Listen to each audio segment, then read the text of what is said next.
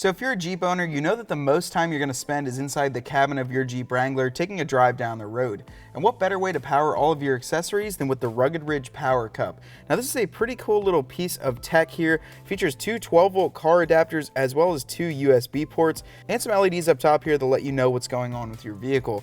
This is a really nice touch to put inside of your JL Wrangler, Jeep JK Wrangler, or basically any truck, car, anything like that. It'll simply go in and then it slides down into your cup holder to give you a nice convenient access to all of your charging locations. Now why you should get this over just plugging into your factory is it's going to eliminate the clutter that starts to come from your front of your gauges there all the way back across your transmission shifter. When you plug things in there, it can get tangled up and become a real mess. With this, you can put it in the far back cup holder, just have your small cord coming out and not have anything else touching the front of your dash.